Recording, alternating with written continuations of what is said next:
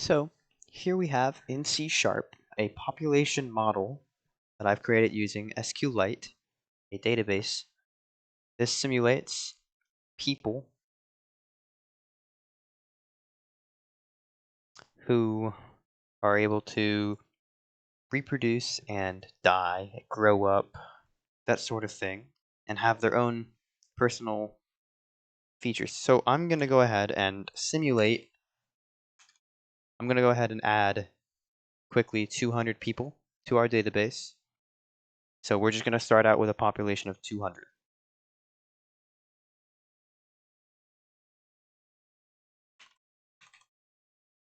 All right. Now let's go take a look at our database. It now has 282 because we had people in here prior. And let me go ahead and set this to have the name at the top.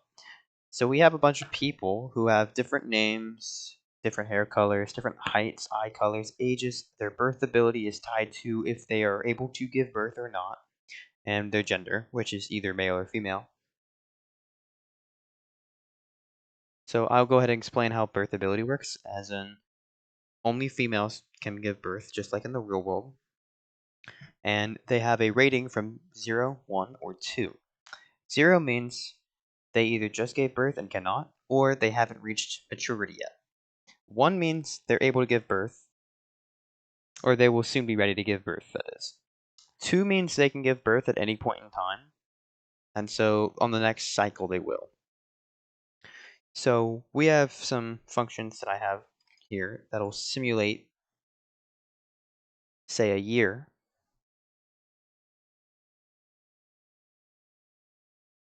And it will relay to us that the population before was 282, and the population went up by 25 in a year, and the execution time was 3.6 seconds. I kept the execution time in because this program is using multi-threading to handle a lot of this logic.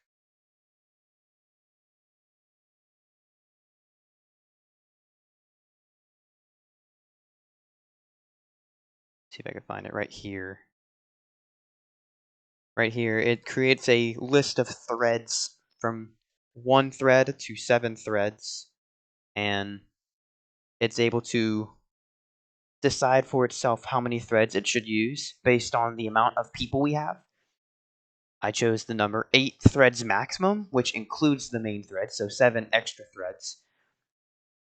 So that way I can run this efficiently on my computer, despite my computer actually having 16 threads. It would be safe for me to do so, but it's fine either way. So now let's go take a look at our database. Just as it says, we have 307 people, and we may see some numbers change. Probably not, because there's just so many of them. So let's try simulating. Let's try simulating this for a greater period of time. Let's try a 10-year simulation.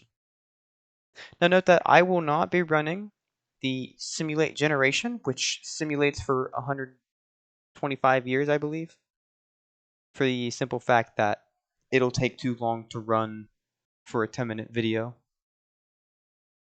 So going into the 10-year simulation, we have a population of 307.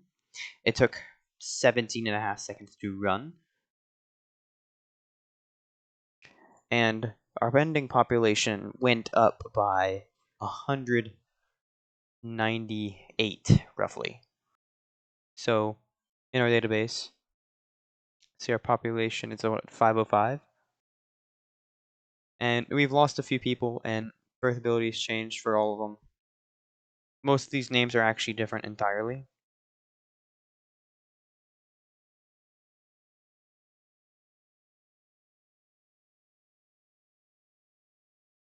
Now, if we want it to, there is a kill all switch, which will clean the database of all inhabitants. Think of it as like a biowarfare weapon or something. I don't know. It effectively just resets it so you could run more simulations. So now it's reset, and then all I'd have to do to create more folk is just uncomment that, and then let it run, and then Control C twice, and boom. Now we have a database of 200 again. So I hope you guys enjoyed this video. Make sure you guys stay tuned. There will be more C# coming in the future. Peace.